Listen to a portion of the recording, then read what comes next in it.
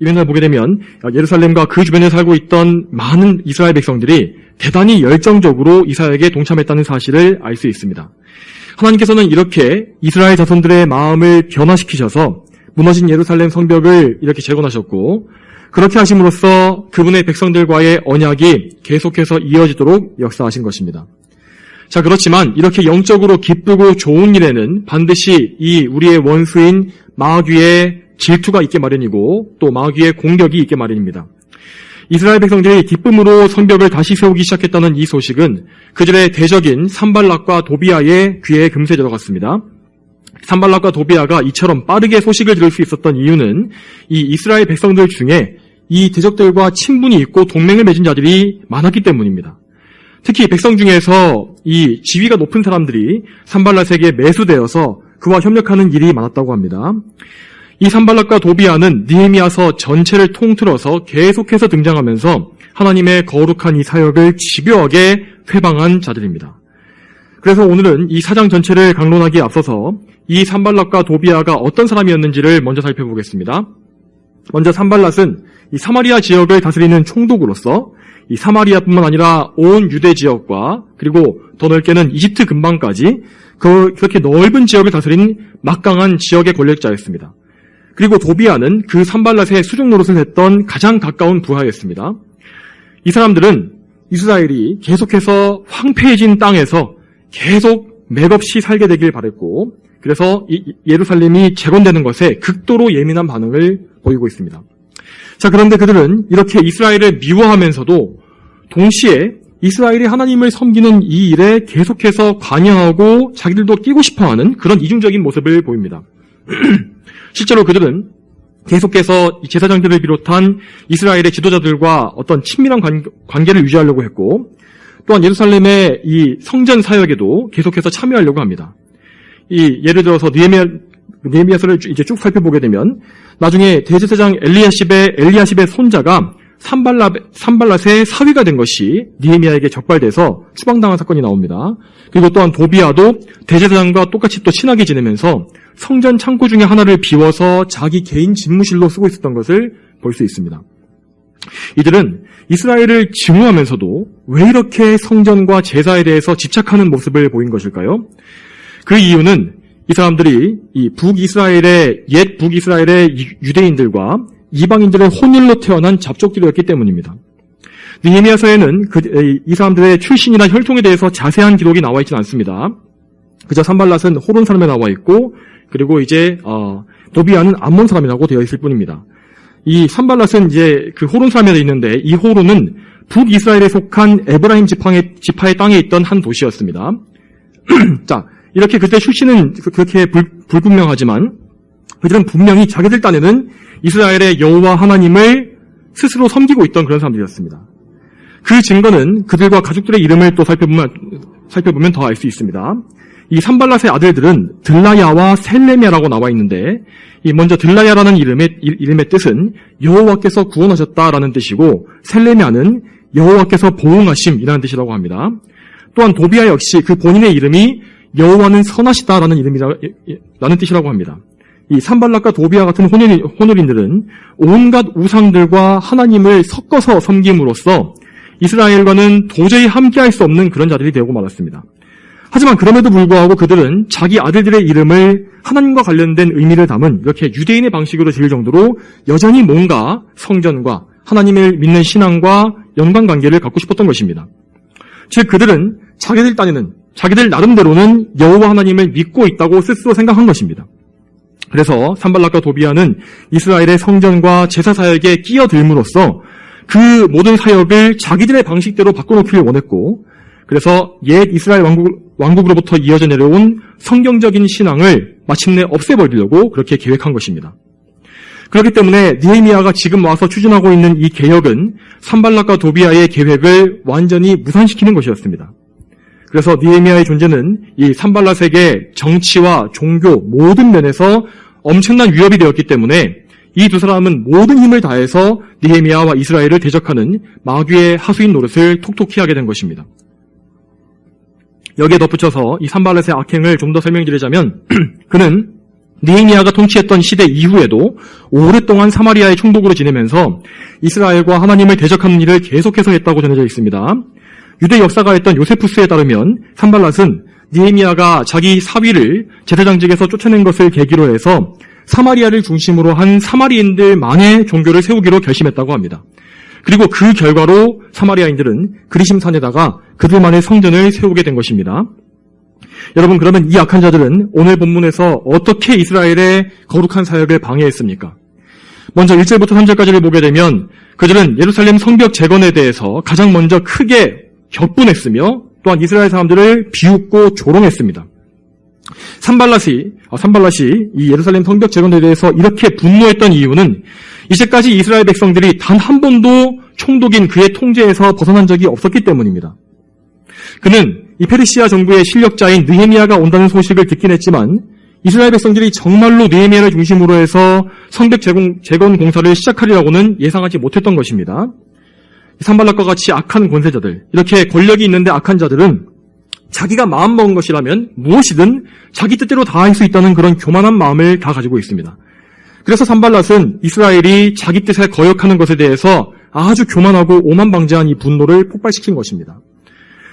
또한 이 산발랏과 같은 이 사마리아인들은 그들의 혈통과 신앙적인 혼합성 때문에 항상 이 순수 이스라엘 백성에게는 경쟁심과 열등감을 가지고 있었습니다. 이렇게 예루살렘 성벽이 재건되게 되면 이스라엘 백성들의 민족적이고 신앙적인 정체성이 더욱더 확실해질 것이 분명했기 때문에 산발랏은 그것을 어떻게든 막으려고 한 것입니다. 산발랏과 도비아가 이스라엘을 조롱했던 것은 이스라엘 백성들의 사기를 떨어뜨리기 위함이었습니다. 산발랏은 자기 형제들과 사마리아 군대를 다 모아놓고 그들 앞에서 공개적으로 이스라엘을 비웃었습니다.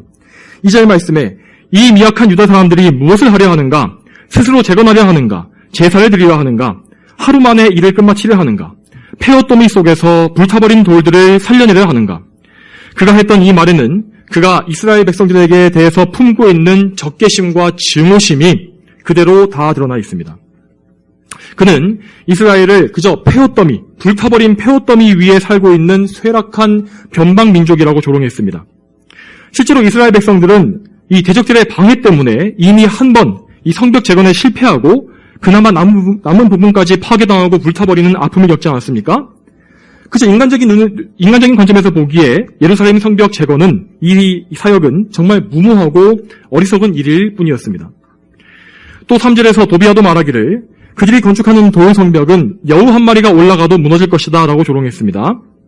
아마도 도비아가 이렇게 말했을 때 거기에 모여있던 사마리아 군사들은 모두 함께 크게 폭소를 터뜨리면서 함께 이스라엘을 비웃었을 것입니다. 이처럼 하나님의 대적자들은 자기들의 악한 본성을 따라서 악한 저주와 조롱의 말, 이런 무례하고 더러운 말들을 함부로 내뱉습니다. 왜냐하면 그들에게는 하나님을 두려워하는 마음이 전혀 없고 그래서 하나님께서 마침내 공의로 악인들을 심판하시리라는 사실을 전혀 의식하지 않기 때문입니다. 여러분, 그런데 이렇게 하나님을 두려워하지 않는 산발랏이 정작 자기 아들의 이름을 여호와의 보응하심이라고 지었던 사실에 대해서 잘 생각해 보시기 바랍니다. 죄로 부패하고 타락한 인간은 이처럼 놀라울 만큼 위선적으로 행동할 수가 있고 그래서 앞뒤가 전혀 맞지 않는 모순적인 행동도 얼마든지 뻔뻔스럽게 행할 수가 있다는 것입니다. 이제 이어서 4절과 5절을 보겠습니다. 산발랏과 이 도비아의 조롱은 느헤미야와 이스라엘 백성들에게도 그대로 전해졌습니다. 느헤미야는 물론 그들의 말을 듣고서 처음엔 분노했을 것입니다. 그렇지만 느헤미야는 그들과 똑같은 죄를 범하지 않았습니다. 그는 죄악에 죄악으로 맞서지 않고 대적들의 악한 이 행동을 하나님께 그대로 아뢰었습니다. 그는 하나님께 기도했습니다. 우리 하나님이시여 들으소서. 우리가 업신여김을 당하니 저들의 조롱을 저들의 머리에 돌리시며 저들이 사로잡혀가 그 땅에서 노략거리가 되게 하소서. 저들의 악을 덮어두지 마시고 주님 앞에서 행한 저들의 죄를 지워버리지 마소서. 저들이 건축하는 자들 앞에서 주님을 심히 노하시게 하였기 때문입니다. 어떤 사람들은 느헤미야가 이 악한 자들을 저주했기 때문에 잘못된 기도를 한 것이라고 생각하기도 합니다. 그런 사람들은 이 신약 성경에서 원수를 사랑하라고 하신 예수님의 가르침과 느헤미야의 이 기도가 서로 반대되는 것이라고 생각하는 것입니다. 그렇지만 원수를 사랑하라고 하신 예수님께서는 또한 동시에 바리새인들을 비롯한 유대 지도자들에게는 가장 무서운 심판과 저주를 선포하시기도 했습니다. 그러면 예수님께서도 그분의 가르침을 뒤엎는 모순적인 행동을 하신 것입니까? 절대 그렇지 않습니다. 우리는 어떤 개인적인 감정에 의한 증오와 그리고 그런 저주와 거룩한 분노를 구별해야 합니다. 느헤미야는 여기에서 개인적인 증오를 드러낸 것이 아니었습니다. 그는 하나님께 속한 거룩한 백성, 이 이스라엘을 조롱하는 것이 곧 거룩하신 하나님을 직접 조롱하는 것이라는 사실을 알고 있었습니다. 그래서 그는 하나님께서 모욕당하시는 것에 대해서 거룩한 분노가 그 마음에 일어난 것입니다. 즉 느헤미야는 하나님의 영광을 위하여 하나님께서 직접 악인들을 판결해 주시기를 정당하게 하나님께 간구한 것입니다. 이렇게 기도한 이후에 느헤미야는 일어나서 자신에게 맡겨진 일을 충성되게 수행했습니다. 그리하여서 6절에서는 모든 성벽이 다 끊어진 부분이 없이 연결되었고 그래서 완성될 성벽 높이의 절반까지 재건되게 이르렀습니다. 일이 이렇게 흘러가자 이스라엘의 대적자들은 점점 더 함께 뭉치기 시작합니다. 7절을 보게 되면 산발락과 뜻을 함께한 이방 민족들이 모여드는 것을 또 볼 수 있습니다. 아라비아 사람들과 암몬 사람들과 아스돗 사람들이 다 그 사람들입니다. 그런데 이들은 서로 가까운 곳에 거주하는 민족들이었기 때문에 서로 경쟁 관계에 있었습니다. 그들은 분명히 평소에는 땅이나 자원을 차지하기 위해서 다투기도 했을 것입니다.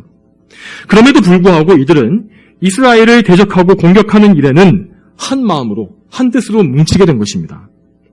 이제 이 대적자들은 조롱과 위협만으로는 이스라엘을 막을 수 없다는 사실을 알게 되었습니다. 그래서 이 사람들은 실제로 예루살렘을 공격해서 혼란을 일으키기로 공모하게 이릅니다. 그렇지만 느헤미야에게는 페르시아 왕에게 직접 받은 조서가 있었기 때문에 이 대적자들은 아무도 모르게 들키지 않을 만한 방법으로서 이스라엘 백성들을 쳐서 죽이자는 이런 무서운 계획을 세웁니다. 사태는 이렇게 긴박하게 돌아갔고 느헤미야는 다른 이스라엘 백성들과 함께 기도를 드린 후에 밤낮으로 보초를 세워서 적들을 경계했다고 합니다. 또한 여러분, 이런 상황 속에서 이스라엘은 외부의 적뿐만 아니라 내부의 문제와도 치열하게 싸워야 했습니다. 그것은 백성들의 사기가 떨어지고 체력적으로 지치기 시작한 그것이었습니다. 10절 말씀에 그때 유다 백성들이 말하기를 짐꾼의 힘이 쇠약해졌는데 흙더미는 아직도 많으니 우리가 능히 성벽을 건축하지 못할 것이다 하였고, 당시에 이 예루살렘 성벽은 이 예전에 느부갓네살에게서 파괴된 다음에 워낙 오랫동안 방치되어 있었기 때문에 이 흙무더기와 돌들이 뒤섞여 있는 곳이 너무나 많았다고 합니다. 그런 흙무더기를 다 치워버리고 새롭게 벽돌을 쌓는 일은 정말로 힘들고 지치는 일이었을 것이 분명합니다. 이렇게 사람이 육적으로 지친 가운데서 정신적인 압박을 받게 되면 훨씬 더 심적으로 혼란스러워지고 신앙도 떨어지게 된 것이 일반적입니다. 또한 12절을 보게 되면 그들 근처에 사는 유다 사람들도 와서 10번이나 말하기를 당신들이 우리에게로 와서 도와야 합니다 라고 되어 있습니다.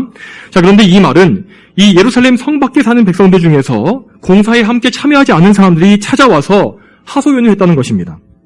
그 사람들은 예루살렘 근처에서 대적들이 군대를 집결시키는 것을 보고서 혹시 그 군대가 자기들을 공격하지 않을까 하고 겁을 먹은 것입니다.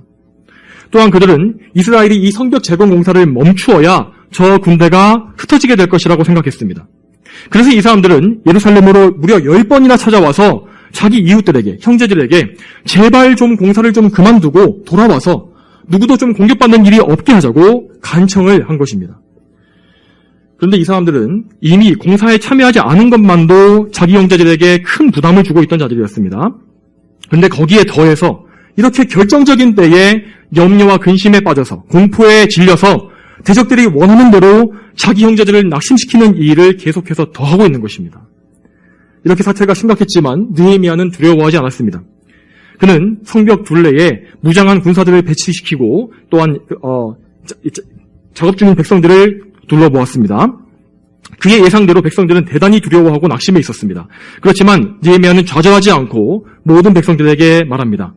14절 중간에 그들로 인하여 두려워하지 말고 크고 두려우신 주님을 기억하여 너희 형제들과 아들들과 딸들과 아내들과 집들을 위하여 싸워라.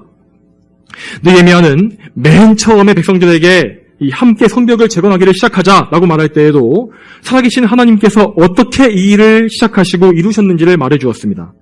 그리고 이번에도 낙심한 백성들을 위해서 하나님을 믿는 이 신앙을 상기시키고 회복시키는 이 말을 해준 것이었습니다. 이스라엘은 하나님의 백성으로서 사람을 무서워할 것이 아니라 하나님을 두려워해야 했습니다. 그들은 믿음이 떨어져서 자기 집과 처자식을 잃게 되지 않을까 하는 두려움에 휩싸여 있었던 것입니다. 특히 예루살렘 성 바깥에 있는 성읍 출신의 사람들은 자기가 멀리 나와 있는 사이에 대적들이 자기 성읍을 공격해서 불태우지 않을까 하는 마음에 너무나 불안했을 것입니다. 그렇지만 그들은 지금 하나님의 부르심을 받아서 하나님의 거룩한 사역을 맡고 있는 중이었습니다. 그러므로 지금 그들이 두려워해야 할 분은 그들에게 일을 맡기신 하나님뿐이었던 것입니다. 그들이 하나님을 기쁘시게 하는 이 일에만 충성을 다한다면 하나님께서는 그들을 저버리시지 않으실 거라는 사실을 그들은 확신해야 했습니다. 느헤미야는 말하기를 크고 두려우신 하나님을 기억하여 너희 형제들과 아들들과 딸들과 아내들과 집들을 위하여 싸워라 라고 했습니다. 지금 이스라엘 백성들이 자기 가족들을 위해서 싸우는 가장 좋은 방법은 살아계신 하나님만을 생각하며 그분의 거룩한 도성인 예루살렘을 재건하는 이 일뿐이었습니다. 이 말을 들은 백성들은 다시금 믿음을 회복하고 용기를 내었고 누구도 자리를 이탈하거나 자기 마을로 도망치지 않았습니다. 여러분, 이 본문에서 이스라엘 백성들이 했던 일을 보시기 바랍니다. 그들은 위기에 닥쳤을 때에 먼저 하나님께 기도했고 그 다음으로 믿음을 가지고서 자신들에게 맡겨진 하나님의 사역에 충성되게 임했습니다. 그랬더니 어떤 일이 벌어졌습니까? 그들이 염려했던 대로 대적들이 그들의 가족들을 해쳤습니까? 집을 불태웠습니까? 그렇지 않습니다. 정확히 어떤 일이 벌어졌는지는 모릅니다. 하지만 15절에 하나님께서 저들의 대적들의 계략을 무산시키셨다고 기록되어 있는 것을 우리는 볼 수 있습니다. 아마 그들은 느헤미야가 철저하게 방비를 세운 것을 보고서 공격할 엄두를 내지 못한 것이 분명합니다. 그들은 느헤미야가 왕의 총애를 받는 신하임을 알았고 그가 함부로 말쓸 수 있는 만만한 인물이 아니라는 사실을 알게 되었습니다. 물론 느헤미야가 1차적으로 훌륭한 지도력을 발휘한 것은 사실입니다. 그렇지만 이 대적들의 계략이 실패한 궁극적인 이유는 이번에도 하나님께서 선하신 섭리로서 이스라엘을 도우셨기 때문이었습니다. 하나님께서는 대적들의 마음을 흩으셔서 그들의 마음에 두려움이 들어가게 하셨고 그들을 흩어버리셔서 성벽 공사가 지연되지 못하도록 그렇게 인도하셨습니다. 다음으로 16절부터 23절까지에는 느헤미야와 백성들이 공사기간 동안에 어떻게 대적들을 경계하면서 일했는지가 기록되어 있습니다. 느헤미야는 지혜롭게 백성들을 나누어서 적들을 경계하는 임무와 이 군사적인 임무와 공사하는 이 노동의 임무를 각각 맡겼습니다. 그리고 공사 작업을 하는 백성들도 적의 기습에 대비해서 한 손에는 무기를 들고 한 손으로는 일을 했다고 합니다. 또 다른 작업자들은 허리에 칼을 차고서 일하기도 했습니다. 물론 이러한 일은 분명히 가뜩이나 부족한 일손을 더 줄이고 작업 효율도 떨어뜨렸을 것입니다. 그렇지만 백성들은 힘겨운 환경 속에서도 불평하거나 굴하지 않고 묵묵히 자기에게 맡겨진 일들을 다 했습니다. 또한 느헤미야는 나팔 부는 사람을 세웠고 나팔이 울릴 때에 모여야 할 집결지를 또 지정했습니다. 또한 22절을 보게 되면 공사에 참여한 사람들 중에서 예루살렘에 살지 않는 사람들도 밤에 집으로 돌아가지 말고 예루살렘에 머물라고 함으로써 자고 쉬는 중에도 경계태세가 흐트러지지 않게 그렇게 만들었습니다. 마지막으로 23절에는 이러한 노력의 결과로 백성들이 용기를 회복하고 집중력을 유지했다는 사실이 드러나 있습니다. 느헤미야와 이스라엘 백성들은 정말 좋은 잘 준비된 군대가 전투 상황 속에서 어떻게 행동해야 하는지를 모범적으로 보여주었습니다. 여러분, 전투 시의 군인들은 취침 시에도 군복을 비롯해서 전투 장구를 벗을 수가 없습니다. 그 이유는 밤중에 갑작스럽게 기습을 당하더라도 그들이 즉시 싸울 수 있어야 하기 때문입니다. 느헤미야와 이스라엘 백성들 역시 하나님의 군대로서 그러한 긴장감을 유지했습니다. 공사에 참여한 이스라엘 백성들은 놀랍게도 어느 누구 하나 긴장을 풀거나 자기 옷을 풀어헤치지 않았으며 물을 기르러 갈 때조차 무기를 잡을 만큼 철저한 경계태세를 유지했습니다. 이러한 일들이 그저 그냥 글로 기록되어 있기 때문에 얼마나 이것이 대단한 일인지 잘 감이 오지 않을 것입니다. 여러분 중에서 군대에 다녀오신 분은 알겠지만 실제 상황이 아니라 훈련 상황조차도 그 훈련 상황이 일주일만 지속되면 얼마나 고단하고 지칩니까? 그런데 이 이스라엘 백성들은 성벽 공사가 진행된 장장 52일 동안이나 이러한 경계태세를 계속해서 유지한 것입니다. 이스라엘 백성들이 원래부터 이렇게 정신적으로 또 육적으로 강인한 사람들이었던 것은 아닙니다. 느헤미야가 도착하기 전까지 이스라엘 백성들의 상태가 어땠는지를 생각해 본다면 그들이 이제 얼마나 놀라운 변화를 보여줬는지를 알 수 있습니다. 느헤미야가 오기 전에 이스라엘 백성들은 이 예루살렘 성벽의 이런 불타버린 폐허 속에서 살면서도 그럭저럭 만족하고 지낼 만큼 타성에 젖어 있지 않았습니까? 영적으로도 전혀 개혁 의지가 없었고 지도자들은 또 한술 더 떠서 이스라엘의 영적 대적자들과 친교하며 지냈습니다. 이처럼 영적으로도 정신적으로 다 무너져버린 이스라엘 백성들이 엄청난 집중력을 발휘해서 52일 만에 예루살렘 성벽 전체를 재건해낸 것은 그야말로 기적적인 일이었습니다. 전능하신 하나님의 손이 앞서가시면서 이 모든 일을 다 이루어내신 것입니다. 이제 오늘 말씀을 적용해 보도록 하겠습니다. 우리는 이 오늘 말씀을 통해서 교회의 대적들이 우리를 어떻게 방해하고 공격하는지를 알고 거기에 대비할 수 있는 방법을 세울 수 있습니다. 여러분, 이 세상에 있는 불신앙의 영역 전체가, 이 모든 세상의 영역 전체가 사실상 교회를 포위하고 대적한다는 사실을 다 알고 계셔야 합니다. 그리고 그 대적들 중에서도 참된 교회, 참된 성도들을 정말로 증오하고 적대시하는 자들이 있는데 그들은 아예 하나님을 모르는 이방 종교 추종자들보다는 하나님을 믿기는 믿는데 잘못 믿고 있는 자들인 경우가 더 많습니다. 대표적으로 신천지와 같은 이단자들이 교회를 얼마나 악의적으로 파괴하려고 합니까? 또한 우리 개신교인들을 이제까지 역사상 가장 많이 죽인 자들은 저 로마 천주교가 아닙니까? 로마 천주교는 말로는 삼위일체 하나님을 섬긴다고 하면서도 마리아나 교황을 숭배하지 않는다는 이유로 사람을 죽이고 또 그리스도의 공로로만 구원받는다는 것을 믿는다는 이유로 참된 성도들을 이제까지 무참히 살해해 왔습니다. 이런 이단자들은 저 산발랏이나 도비아와 같이 참된 신앙을 교묘하게 뒤틀고 거기에 이방 종교의 독극물을 섞어서 자신들만의 가짜 신앙을 만들어낸 자들입니다. 하지만 거짓 신앙은 그것이 아무리 교묘하고 정교하게 만들어져 있다 할지라도 참된 신앙 앞에 서게 되면 그 거짓말이 모두 다 들통나게 되어 있습니다. 그렇기 때문에 그들은 오히려 아예 하나님이나 성경을 모르는 이방 종교인들보다도 더 지독하게 교회를 증오하는 것입니다. 그러므로 우리 성도들은 저 대적자들의 증오심을 깨닫고 항상 공격받을 것을 예상하고 대비해야 할 것입니다. 이런 영적 상황을 잘 모르는 사람들이 교회 안에 점점 많아지기 때문에 많은 교회와 성도들이, 목회자들이 점점 더 이 천주교와 화해하자는 말을 또 하고 있고, 또한 교회가 세상과 화평해야 한다, 세상에 좋은 모습을 보여줘야 한다라는 말을 하고 다니지 않겠습니까? 그렇지만 우리 참된 교회는 항상 마귀와 악령들의 표적입니다. 그리고 참된 교회는 세상과 도저히 화해할 수 없다는 이 사실을 우리는 항상 반드시 기억해야 할 것입니다. 그렇기 때문에 우리가 속한 이 교회가 그 어떤 대적자들도 없이 항상 평안하기만 하다면 그것이 오히려 우리에게 더 심각한 영적인 재앙인 것입니다. 참된 성도가 고난받게 되어 있는 것처럼 참된 교회 역시 항상 고난받게 되어 있습니다. 우리 성도들은 교회와 기독교 신앙 전체에 대한 공격에 대해서 늘 깨어 있어야 합니다. 교회가 고난과 박해 속에 있을 때에 우리는 그리스도의 교회와 함께 어려움을 함께 당해야 하고 또한 함께 울고 함께 기도하며 영적인 싸움을 함께 분담해야 합니다.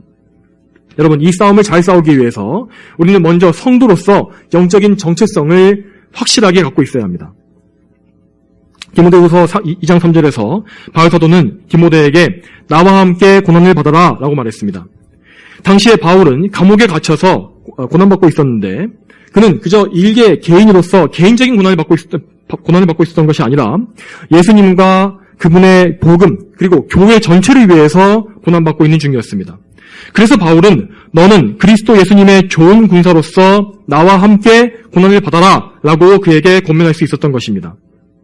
또 그는 이르기를 군에 복무하는 자는 아무도 자기 일상에 얽매이지 않니 이는 군인으로서 모집한 자를 기쁘게 하려는 것이다 라고 했습니다. 이처럼 그리스도인들은 영적으로 예수님의 군대에 소속된 병사들과 같습니다. 그러므로 우리 그리스도인들은 항상 영적 전투 중에 있는 군사들로서 언제나 이 교회의 문제를 자기 인생에서 가장 중대한 문제로 인식하고 있어야 하는 것입니다. 물론 인간적인 관점에서 보게 되면 일상적인 시간보다 예배당에 와서 보내는 시간이 훨씬 더 짧기 때문에 교회를 삶의 중심으로 여기기가 쉽지 않을 것입니다. 그래서 이 세상의 많은 교인들이 주일날 교회에 오는 것에 대해서 그저 일주일간 힘들고 지친 마음을 위로받고 쉬고 힘을 얻는 것, 이런 어떤 심리적인 위안을 얻는 것 정도로 알고 있지 않습니까? 그렇지만 참된 그리스도인에게 가장 중요하고 인생에서 가장 중심이 되는 문제는 바로 교회와 하나님께 속한 영적인 일일 것입니다.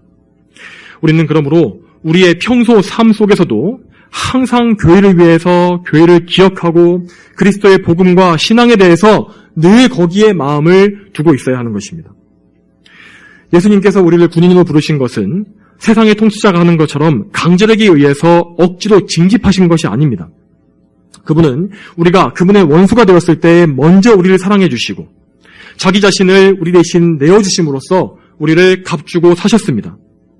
그리고 그분은 성령으로 우리를 변화시키셨고 또한 당신의 보혈로서 정결하게 하셔서 우리가 이제는 기쁨으로 그분을 섬기는 군사가 되도록 불러주신 것입니다.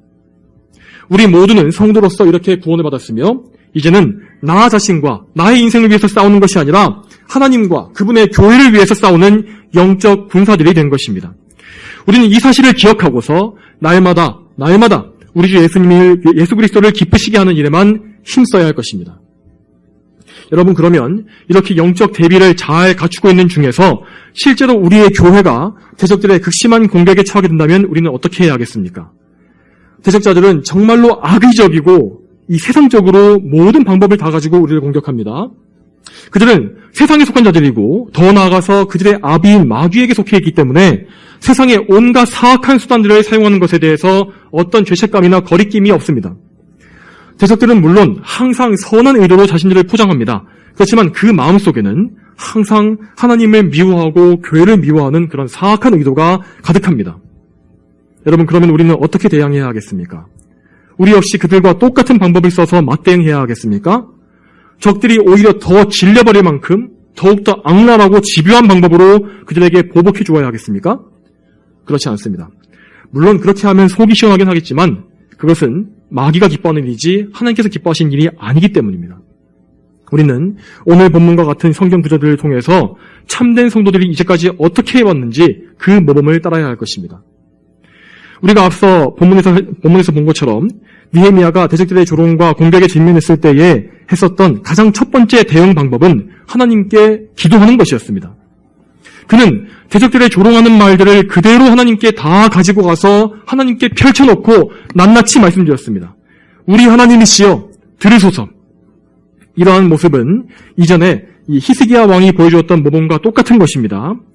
그 당시에 아시리아 왕 사네립이 랍사게 장군을 보내어서 이스라엘을 조롱했을 때 히스기야는 그들이 보낸 편지를 가지고 성전에 올라가서 그 편지를 여호와 앞에 펼쳐놓았다고 했습니다. 여러분, 느헤미야나 히스기야가 왜 이렇게 한 것입니까? 그들은 자신의 이익이나 인생의 야망을 위해서 싸우고 있었던 것이 아니라 하나님의 일을 하고 있었기 때문입니다.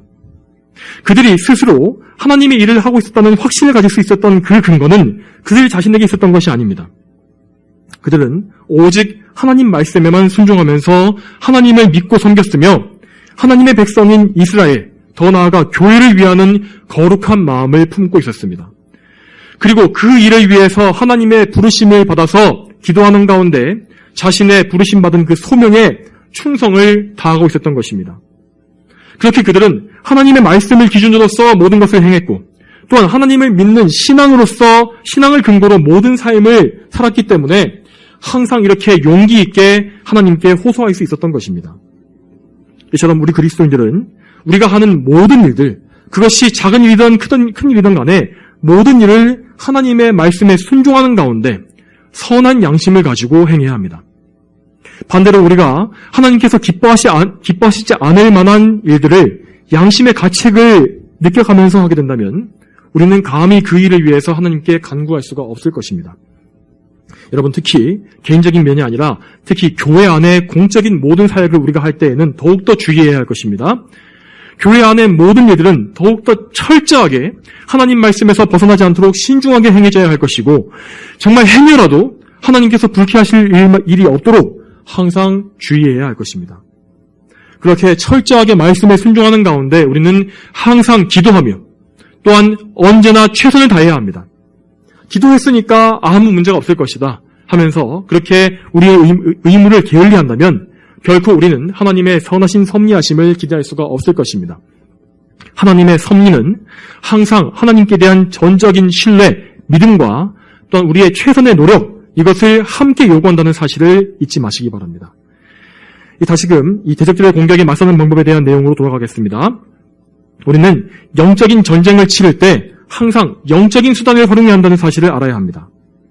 이스라엘 백성들은 오늘 본문에서 적들에 맞서서 경계할 병사를 세우고 칼과 창, 경기를 들었습니다. 이 신약시대의 성도들은 이 교훈을 영적으로 우리에게 적용해서 영적인 무기, 영적인 칼과 창을 취해야 할 것입니다. 우리의 영적인 무기는 에베소서 6장에 나와 있는 전신갑주에 대한 말씀에 자세히 나와 있습니다. 에베소서 6장 11절부터 13절에 마귀의 술책에 대항하여 설 수 있기 위해 하나님의 전신갑주를 입어라.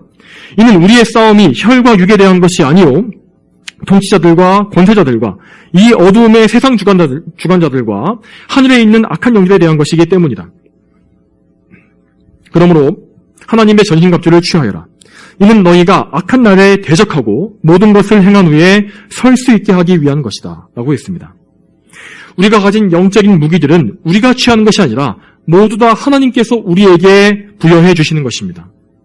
우리는 하나님의 전신갑주를 받아서 이 영적인 전쟁을 치를 때에 물러서지 않도록 해야 할 것입니다. 여러분, 그러면 우리의 이 전신갑주는 무엇으로 이루어져 있습니까? 에베소서 6장 14절 이하의 말씀에 따르면 먼저 성경의 진리가 우리의 허리띠라고 하였고, 또한 예수 그리스도께서 주신 이 의가 우리의 가슴을 지키는 심장을 보호하는 가슴막이라고 했습니다. 또한 평화의 복음을 전할 준비를 하는 것이 우리의 군화라고 하였고, 믿음은 우리의 방패로서 악한 자들의 불화살을 소멸할 수 있다고 말씀하셨습니다. 또한 우리가 예수님께 받은 이 구원이 우리의 머리를 지켜주는 투구라고 했으며, 우리의 유일한 공격 무기, 우리의 검은 하나님의 말씀으로서 그것은 성령의 검이라고 기록되어 있습니다. 또한 거기에 더해서 우리는 모든 기도와 간구로 항상 성령 안에서 기도하면서 인내하고 깨어있으라는 명령을 받고 있습니다. 우리 성도들은 늘 이 에베소서의 전신갑주에 대한 말씀을 기억해야 합니다. 우리의 대적들의 조롱이나 교묘하고 악랄한 공격을 우리가 직접 당했을 때 우리는 그들에 대해서 똑같이 보복해주거나 아니면 증오심과 적개심에 불타올라서는 안 될 것입니다.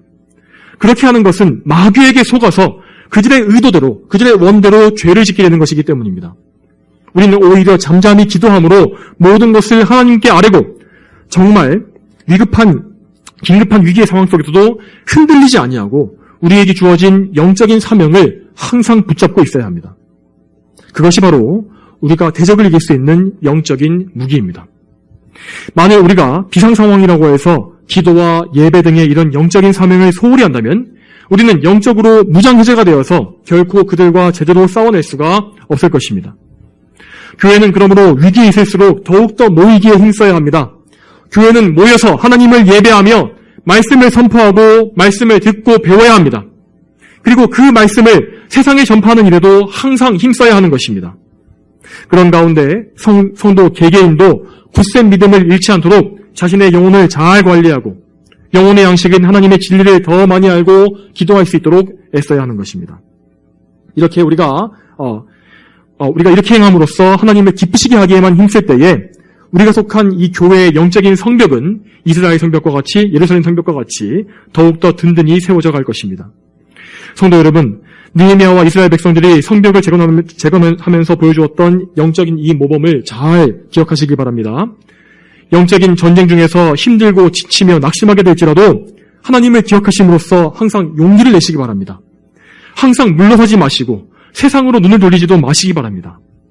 혹시 영적 싸움 중에서 여러분의 가정이나 또 인생의 진로나 아니면 여러 가지 생활의 염려가 눈에 밟히십니까? 그렇더라도 그 모든 것을 먼저 하나님께 맡기시고 하나님의 일에만 먼저 힘쓰시기 바랍니다. 그리하면 선하신 하나님께서 오늘 이스라엘 백성에게 하셨던 것처럼 우리에게 속한 이 세상의 모든 것들을 다 능히 보호해 주실 것입니다. 저와 여러분 모두가 오늘 선포된 말씀을 굳게 믿어서 오직 하나님께만 순종하며 그분만 기쁘시게 하는 이 참된 교회로서의 성도로서 살기를 소망합니다. 다 함께 기도하시겠습니다. 거룩하신 아버지 하나님, 오늘도 느헤미야 4장의 말씀을 통하여서 우리가 우리의 영적인 대적들과 어떻게 싸워야 하는지를 또 말씀을 듣게 하시니 참으로 감사합니다. 하나님, 저희는 이 세상에 사는 동안 계속해서 영적인 군사들과 같이 전쟁 중에 있으며 또한 우리의 영적인 대적들이 항상 우리를 포위하고 있는 그런 위기 속에 있음을 고백합니다. 저희가 장차 저 새 예루살렘, 저 아름다운 나라에 들어가기 이전까지는 저희는 계속해서 전투하는 교회에 속해서 계속해서 군사들로서 하나님을 섬기며 예수님을 또 군대의 대장으로서 모시는 그런 군인으로서의 생활을 감당해야 할 것입니다. 하나님 아버지, 언제나 저희가 영적인 긴장감을 놓지 말게 도와주시고 우리의 대적 마귀에게 패배하지 않도록, 넘어지지 아니하도록 인도하여 주시옵소서. 언제나 저희가 항상 하나님께 기도하고 아뢰며 또 말씀을 더욱더 사모하며 또 언제나 하나님을 예배하고 찬송하는 이 일에 전심전력을 다함으로 말미암아 영적인 전신갑주를 하나님께로부터 받아서 능히 영적인 싸움을 이기고 대적들을 물리칠 수 있도록 주여 인도하여 주시옵소서. 또한 우리가 속한 이 예외교회가 더욱더 하나님의 영적인 싸움, 거룩한 싸움을 잘 감당하는 영적인 요새로서 참 그 기능을 다하며 이 세상에서 하나님을 기쁘시게 하는 그런 군사적인 요새로서의 그런 일을 잘 감당할 수 있도록 주여 도와주시옵소서. 감사드리며 예수님의 이름으로 기도 올립니다. 아멘.